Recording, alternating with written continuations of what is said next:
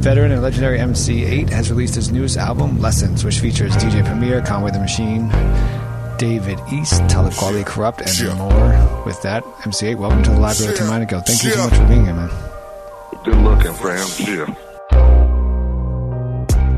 Head full of dreams and a dollar sign. Shit, climb another ladder, getting on. So I first have to know, like, before we get into the album, who, you know, you have such. I'm born and raised in New York,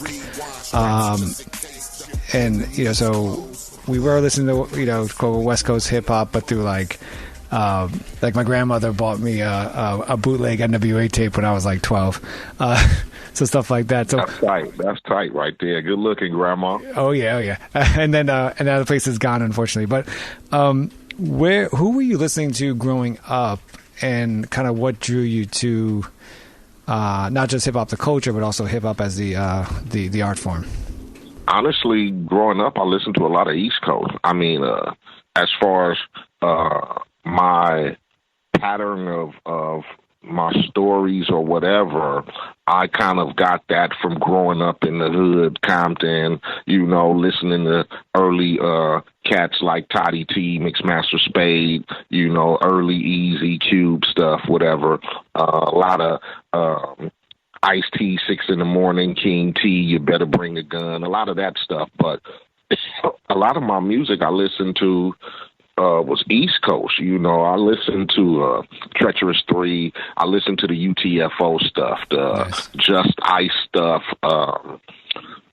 Mantronics, Coogee Rapping Polo, Rakim, early EPMD, early Public Enemy, Black Steel in the Hour Chaos. That's what I really listened to getting into the rap game. So I kind of focus my style, so to speak, or whatever you want to say. I'm just kind of universal, you know, because I kind of listen to everything, even though we was banging and, you know, et cetera on the West Coast, whatever. Music was universal. As far as hip hop, it was brand new. So that's bad. I listen to everything, man. Early Biz Markie, Big Daddy Kane, Roxanne Shante. I mean, I grew up on a lot of East Coast rap. Was there that like kind of one, maybe one album or one track that you heard growing up that said to you, okay, this is the album I want to make when I start making music, or this is the track I want to make when I start making music?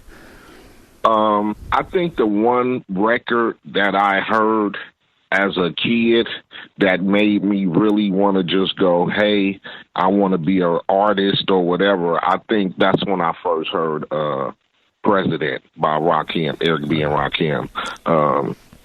That was the point in my career as far as hip-hop is concerned where I really wanted to pattern myself off of being a rap artist, is when I heard Eric B. and Rakim. Oh, wow. Nice. You know, I think a lot of times we talk about the, you know, like the quote-unquote older generation and the newer generation, and kind of how to, you know, can try to connect them and keep them having a kind of a conversation together without acting as if they're talking at each other. Or, you know, it's more like with each other. So is anyone from, and you do this on Lessons, you do, you know, you work with obviously an array of artists, but is anyone that you're kind of listening to, I guess from the new school, that kind of stands out to you, reminds you of maybe someone that you used to listen to while you were younger, or, you know, someone that you really respect what they're doing? It's one of the reasons why I reached out to Conway and Dave East. You know, I respect what they, you know, I've been listening to the Griselda Camp for a minute, follow West Side Gun, listen to him for a while. So I try to, you know, be open to all kind of the new artists, as far, so to speak, because I do got a 16-year-old son, and his taste for music obviously is different than mine's. So, you know, I'm able to listen to a lot of new cats, but I think there are a lot of cats who pattern themselves off of, not saying myself, but the music that I basically followed the path of like Ice-T and Schoolie D and whatever, that neighborhood music is what I call it. So I listen to cats like, like I said, Conway, Dave East, Jay Stone. I listen to Pac-Man. I listen to a little baby. Who else? My son listens to so much stuff. There's so many artists. I listen to a little Mozzie. I listen to who else is new that he plays that we always listening to, but that's sort of the pattern. I listen to a lot of Kevin Gates stuff. So I try to listen to not just the fun part of hip hop, what they call it, or the braggadocious, the money, the cars, all that. I tend to listen to cats that I feel that deal in struggle rap, coming from the hard come up or whatever, living in poverty and, racial profiling with police and all that. So I kind of venture towards them cats a lot. Right. Actually, I know, and you mentioned the albums. I, of course, want to turn to the album. I think it's called Lessons, and what you say in the press release is that it represents your journey, the things you've learned and experienced and been taught over the course of your journey, from street influences to music influences, and combining those different elements. Why now? Why are you releasing this album now? And on top of it, we're in the middle of a pandemic, so you released the album, you can't tour, right? What's the significance for you to release it now? Well, the significance is to just try to sustain some of the music that I grew up listening to, what I feel is my foundation as far as what hip-hop is to me, what music is to me. And in the time of, the pandemic or whatever, I just felt it was time to really reflect on something that was, more home-based, more appealing than, a lot of the, popping bottles and popping pills and, having fun or whatever. It's a little seriousness. So I wanted to just come back and reflect on, some of the things that I knew that got me through rough times, which was the music that I grew up on. So some of the fans that I still have around and a lot of people that are going through it and having the time to just sit down and focus. Everybody's on their computers and listening to music and watching artists at home and on Instagrams and et cetera and social media platforms. So I just felt it was the right time to be able to reach people, since it was a settled down type of everybody's at home, and you can reflect on listening to music, because, you can't be sidewinded by being in the clubs and the glitz and glamour of all that. Everybody's on kind of like the same playing field right now. So it just gives an opportunity to be able to compete with a lot of the other stuff that's going on. So I felt it was the right time. I like how it's called Lessons is audio biographic, right? And I think if you look at, you go into the tracks, and the first track of the album is Get Money Man, and it not just features the legendary Be Real, but what I also think is interesting about the album, if you think about what the purpose of this album, the track is, if you think about what the purpose of this album is that Be Real is the first voice that we hear on the album, technically, right? And he does the first verse. So why that way? Why for you? Why did you make that kind of the way the table setter, so to say, for the album, that not just starting with your verse, but you're starting with a Be Real verse? Well, because Be Real is somebody that I've always respected as far as the music is concerned. He's distinctive. I mean, his vocal prowess is very familiar to a lot of people, and his delivery really catches people. And the fact that I played on the old school How You Can Just Kill a Man song was my introduction of trying to show people that it's about, focusing, trying to get money, whatever you have to do to change your program up. And I wanted to set it off with somebody like Be Real, because, again, Be Real represents the yesteryears of true hip hop to me. Cypress Hill was somebody significant, so that's the way I felt I wanted to start it off. Then to just start it off with something solo or something reflective on just MC Eiht. I wanted to bring my brown brothers to the table and show the unity that I got with that side as well. Going through what we've been going through, so I wanted to lead it off with him. That's dope. Then another track, Honcho, features Conway the Machine you mentioned before and DJ Premier. First, how did this track come together? It's obviously it's when Premier touches a track, it's always incredible, and Conway speaks for himself. And you mentioned it before, but what does Conway and Premier kind of bring to this track that maybe few artists could? There's a few, but me and Premier have had a relationship for so long, and I respect the DJ. You feel me? I've always respected the DJ. Always been a significant part of MC Eiht and Compton's Most Wanted, and foundational hip hop, if you want to speak. It's always been there, the DJ. And I wanted to respect that by doing this record. And when I first got the track, I just reached out to Conway. We had conversated. He was somebody that I was listening to. Like I say, once again, somebody who I felt that his verses and his songs, his concepts for his projects were street life. And I know a lot of people don't like to glorify that situation, but sometimes it's the realness of what we go through growing up in those situations. So I respected him for what he felt he wanted to bring as far as who he was as an artist to the table. So just listening to him, listening to Benny and Westside, and knowing Premier, and then Premier did a song with them, I think last year, called Loyalty, which, was one of my favorites. So from there, I just reached out to Conway, and, we connected, told him I respected his music, vice versa, and we decided to do a song together. And as soon as he agreed to be on the song, the first thing I thought about was getting Premier to do something on it, because, again, I wanted to keep that natural feel of having a DJ, and Premier, so clever when he comes up with the hooks as far as his scratching and creating the song. So that's how we came about it. I wanted it to be a big first single. Conway is some of the new school. Me and DJ Premier represent the old school of true hip hop or whatever. So that blend shows people the respect that the new school has for us and that we have for new school artists.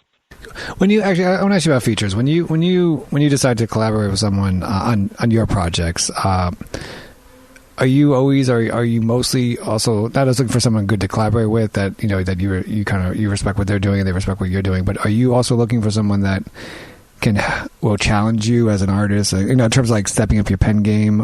Is that always the case, or are there artists out there that which artists out there have helped you or step up your pen game when you do collaborate with them? I just feel anytime you collaborate with an artist, first off, I'll collaborate with artists that I respect. I respect their lyrical, flow. I respect their pen game. So that's why I collaborate with them. Whether I feel that their lyricism is better or helps me step up my game, I always look for that. It's a challenge for me because I want to be able to compete with the next best thing.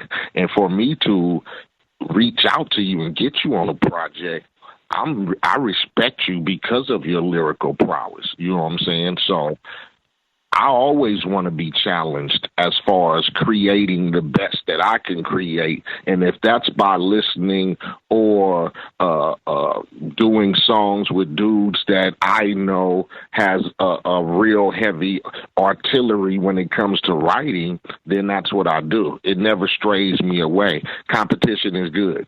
Even when I'm in the studio working with my own cats, I challenge them and myself to come up with lyrics better than than me, or I'm going to come up with lyrics better than you. I know I'm going to do it because that's what I'm here to do. Not that I'm trying to outshine you, but I'm trying to come up with the best possible, and I hope that you're challenged to do the same. Yes, I'm going to talk about another artist you collaborated on this album, Talib Kweli, on Past Mistakes. One, how did the track come together, but why Kweli for a track that, you know, is about self-reflection? I've always admired that side of music. Poor Righteous Teachers, Public Enemy, you know, Messages. I'm not as political or as pro, so to speak, as my brothers who make it their cause. Right. But it intrigues me because it is something that's, you know, it's been around. X-Clan, Public Enemy, Common, Poor Righteous Teachers, Black Star. You get me? I listen and I respect that music. So I had a chance to link up with Kweli and another artist that I've respected, you know, because first of all, I've played his music. So it wasn't like I was just like, oh, man, I need him to get on the record. It was just the fact that I was a fan of some of his stuff. I liked a lot of the music that he's done, you know, with him and Mos Def and High Tech. And, you know, so like I said, I was a fan. So I had a chance to link up with him, and we had a discussion and talked and exchanged numbers. And I had got this track, and when I heard the track, the first person I thought about was him because of the subject matter and what I felt the track was going for. So who else better than to, you know, to execute that than him? So I reached out to him. He's, again, you know, mutual respect. Eiht, definitely, it's no problem. And that's how it came about. And I didn't even have a direction for the song. It was just I had the title of the track was Past Mistakes. So what direction we were going to go, I had no idea. He led the verse off, so I was able to follow the pattern of the verse, and we were able to come up with the song, and you know, and he did the Chill came up with the mix and took the self-reflection and all that. So it came out decent because that's what was created out of just the title of the track, Past Mistakes. So it kind of led him on the path of where he wanted to take it, and then I just followed along because, like I said, sometimes you need that type of you need that encouragement, and he set it off like that. So it gave me the knowledge to want to follow in the same path. Try dealing with the breaks, aggression with the weapon and my past mistakes. Past the weapon, fuck freedom and aggression. That's in the past, so nigga the grown lesson. Actually, I'm talking about the beat. The beat of that track is, I mean, it's real chill. It's like a electric piano, I think, type beat. When you first heard that beat, I mean, what was that? What stood out the most to you about it, and why did you want to go? Like, why did you like? All right, this is the beat I'm going to spit on. It was different, and I like challenges on stuff. I've never tried to create music off the simplicity of what's been done. I don't like to follow, so to speak. You know, I'm not a typical, I'm going to use this or that, whatever. I like differences in music. I like pianos and strings, and I like just musical stuff. So when I first heard the track, you know, I knew it was something. I knew it wasn't an average track. You know, would a typical person in my lane pick the track? Probably not. Right. Because it doesn't go along with the typical West Coast, you know, MC Eiht, CMW, NWA type of feel. Right. But I do that type of music. I've never stuck to the code as far as what you think West Coast artists should rap to, or whatever an artist should be able to create to. So when I first heard the track, I knew that I would use it, but I didn't know in what way, because I had the song for a while. But I had just put it aside because I knew it was one of those tracks that you really have to create something. It can't just be some simple, 1, 2, 3, or 4, and then whatever. So I put it aside, and then when I bumped into Kweli and we had a conversation, I automatically started putting lessons together. And when I started going back through the music and I heard the track again, I instantly said, "Oh yeah, I'm finna send him this beat." So it's just something I be feeling. Even if I can't use it at the time, I picked it for a reason because I know that it's something there, and maybe it takes somebody else to come along and work on it to give me that idea of where to go with it. And that's just what happened. And it wasn't that I heard his verse first. It was the fact that when I bumped into him and we agreed to do the song, that gave me the push to when I heard the song again to go, oh, perfect song for him. You get me? Yeah. And that's the thing. I think about this album is I think it's not the sound wise is not a quote unquote typical West Coast sound. I mean, you have your moment. There are those moments like the track with Cocaine but it's not the whole thing, right? So, like, I mean, and you have Talib Kweli, you also have David East on it, you have, you have Conway, you do have these Havoc, you have these East Coast artists, and I think what's important I'd like you to speak about is how does the art form benefit from these collaborations? Not just like a West Coast artist collaborating with a West Coast artist, but a West Coast artist and an East Coast artist collaborating together. How does that kind of, I think, move the art form forward? Well, first of all, it shows people that you're not one-dimensional. It shows people that you're a true artist, because for a person like MC Eiht to be able to do a song with a Conway, or even just know a DJ Premier or work with a DJ Premier, or do a song with Havoc or Dave East, and then come back and do songs with Be Real, Down the Cocaine, and so forth. To me, it just shows your diversity in music. It shows your willingness to be a true artist. I mean, because I don't want to be one-dimensional to people. And I think what it does for hip-hop is it just opens the reality, or it opens the hope for people to see their favorite artists collab. I mean, because that's what a lot of people want to see. A lot of people want to see their favorite artists collab together or do songs together or come up with masterpieces together, whatever, And there's a lot of times where situations might not have us do that because of where we're from and what coast we're from and who we associate with, or, record labels, so to speak. So I just think being able to do that shows the longevity in hip hop.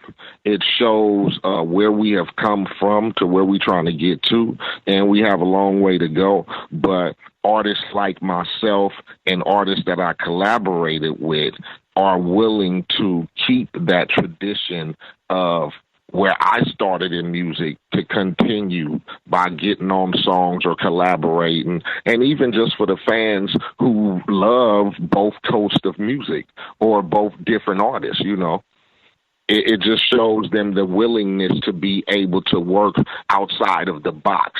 And that's good for hip-hop, because you never know what can be created. If I do a song and then he do a song and then we do a song together, it just continues the longevity of it. So that's what I think it does for the status of what I'm trying to portray, or what I'm trying to do as far as establish my foundation in hip-hop.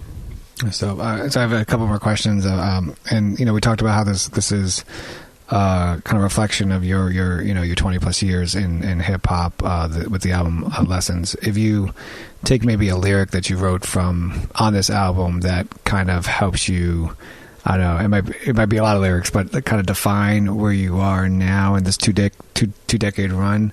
Are there lyrics from one particular record that stands out to you?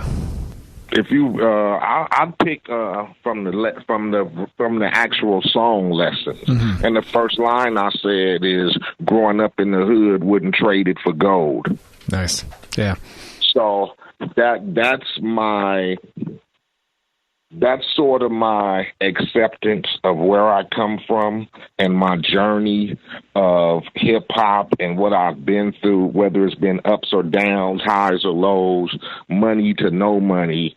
I wouldn't trade it for nothing, what I went through as far as growing up, being introduced, gang banging, being introduced to hip hop, crafting, over the years, going through the difficulties, learning contracts, publishing, and all that started with me just being a young dude, curious, growing up in the neighborhood, curious of this rap game, and wanting something to maybe get myself or my family or way out, so to speak. So that record is very strong to me. Like I said, growing up in the hood, I wouldn't trade it for gold.